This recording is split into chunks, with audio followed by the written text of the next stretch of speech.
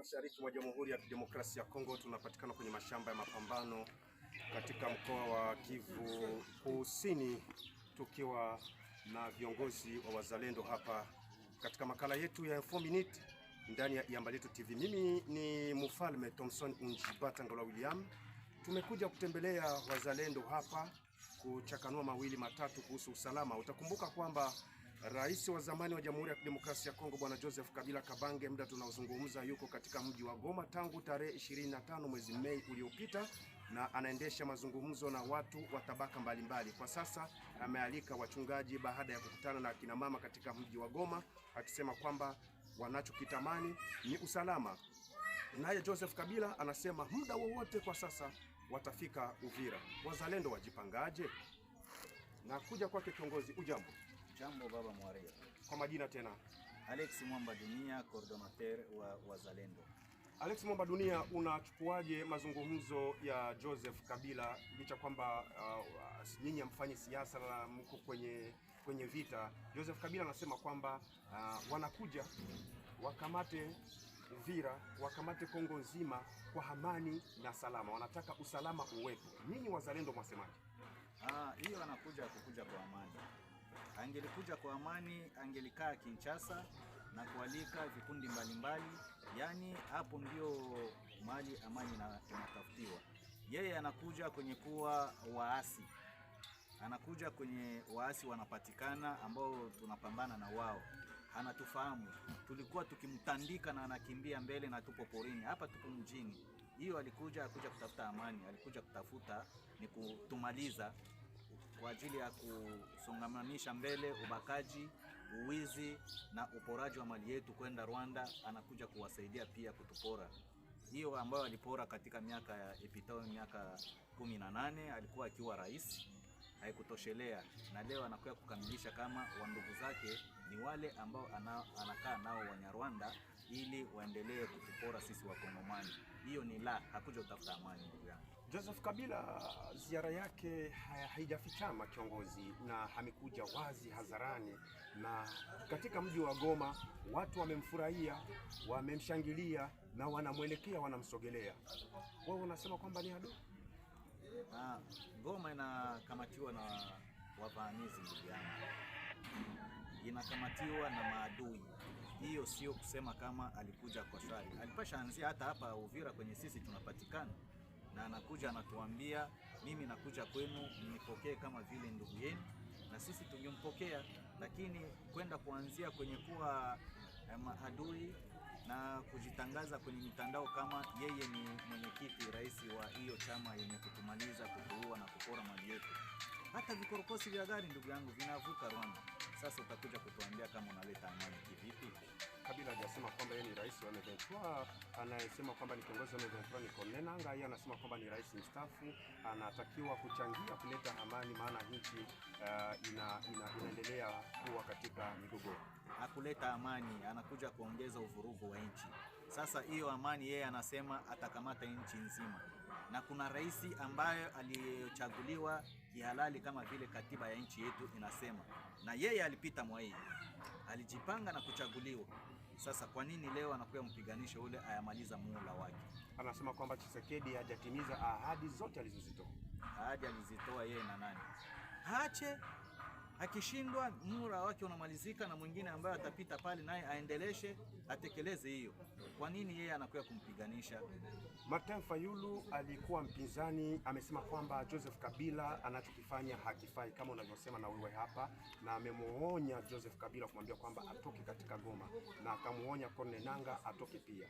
Umechukuaje na kupokeaje mazungumzo ya Martin Fayulu? Martin Fayulu kama vile ninapanga mtoto wangu jina yake Martin, na anapenda sana huyo majina yake. Anasema mambo ya kawaida. Ukitafuta amani usiende kwenye silaha. Nchi yetu Kongo atukamate nchi kwa kutumia silaha.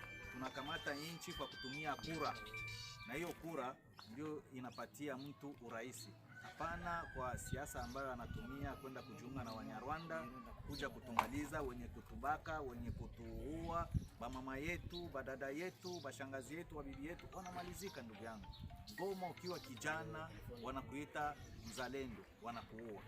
Bukavu ukiwa kijana wanakuita wanakuua. Mzalendo ni mpinzani wa Mnyarwanda, mzalendo ni mpinzani wa M23. Hiyo ambayo bwana Kabila anakuwa nayo ni siasa ya kumaliza Wakongomani. Kabla ya kufika mwisho, hebu tueleze hali halisi kwa jumla huko kwenye mashamba ya mapambano. Kwenye mashamba ya mapambano, ndugu yangu, wale watu walienda wakatupiganisha ngambo ya huko Kalehe. Ripoti tunayo kwa muda kama nao ni kusema wazalendo wanawacharanga kabisa, wanachugua kilima ambao walikuwa wanakifata, na tuko nake mikononi mwetu saa hii. Kwenye kiongozi mmoja wetu wa mzalendo anapatikana Baige, bako wanapambana saa hii na wanasonga mbele. Kwa nini hamjawahi kukubali kwamba nyinyi mmepigwa? Kila mara mnasema tu mmecharaza, nyinyi hamjawahi kucharazwa. Kweli tulicharazwa kutoka Goma mpaka Kamanyola, walitucharaza, lakini kwa hivi tunaanza rejea taratibu. Mbele yako naona kidogo ya unga hapo. Vipi, unapeleka dukani kwenda kuuzisha? Hapana, hiyo ni chakula ambayo tumepewa na Didas TV, radio yenye kusaidia Wakongomani, sababu ukimsaidia mzalendo unasaidia ni amani ya nchi nzima, sababu sisi wazalendo tunapigania amani ya nchi yetu. Na ndio hiyo chakula ambayo unaona hapo. Radio hiyo ilisikia inasema wenzetu Wakongomani wako kwenye shamba la mapambano, mtumbu kama hamna chakula mtu afanye kazi, acha niwapelekee na mimi mtumbu wangu, kwa sababu waendelee kuweza mapambano mahali wako kwenye shamba la mapambano. Na ndio hivyo unaona wanatuletea hii sehemu ya chakula. Kwa kumaliza, kiongozi, tumesikia milio ya risasi katika mji wa Baraka. Vipi, imeingia hapa? Bado ilikuwa ni upinzani kidogo katika vikundi viwili vyetu vya wazalendo, lakini hiyo mambo tumekwisha maliza. Tunatatua hiyo mgogoro, hiyo fujo imemalizika. Unaona watu wanatamani adui atuingilie kati yetu, watuachanishe sisi wazalendo, lakini kupitia busara tunayo, hekima na utaratibu tunamaliza hiyo, na hiyo milio haitarudilia tena. Kwa kumaliza, neno lako la nyongezo? Neno langu la nyongezo ni kusema tunashukuru Radio Didas TV kwa kutuletea chakula ili tukutanishe sisi hapa, na tunashukuru Yambali yetu kwa kupeperusha mambo yetu kwa ajili ya wasikilizaji wa Kongomani, wana Afrika, wa Bantu wajue kama wenzetu huko nchini Jamhuri ya Kidemokrasia ya Kongo wanafanya kazi ya kuleta amani, na wenzetu ambao walikutanika hapa wote tunawashukuru kwa kuja kutoa vijana ambao tumeendelea kusukuma kwenye shamba la mapambano, na tunashukuru pia nyinyi watu wenye kututembelea wapasha habari kwa kuja kujua magumu yetu. Ndio neno letu la mwisho, na kuambia Wakongomani watie maji ya baridi kwenye mioyo. Hapa Uvira adui hata kamata hapa, ile tumelala chini, na sisi wazalendo na askari wenzetu wa taifa FRDC, sisi wote wawili tunasema la, kamwe Uvira haikamatiki. Tunashukuru rais wetu kwa kututumia wajemadari wazalendo wa FRDC, wanatuchanga na sisi viongozi wa wazalendo wenye tuliteuliwa, wenye kuwa na huyo msimamo mkali kwa ajili ya amani ya nchi. Tunapiga accent. Na ni sauti yake Alexi Mwamba Dunia, mratibu wa wazalendo katika eneo hili la mashariki mwa Jamhuri ya Kidemokrasia ya Kongo, ambaye tulikuwa tunazungumza naye mawili matatu kuhusu siasa, vita na usalama wa mashariki mwa Jamhuri ya Kidemokrasia ya Kongo. Nikushukuru mtazamaji, nimshukuru pia Bitunza Rusia Bernadette ambaye leo alikuwa upande wa kamera. Mimi ni Mfalme Thompson Unjibata Ngola William. Alamsiki.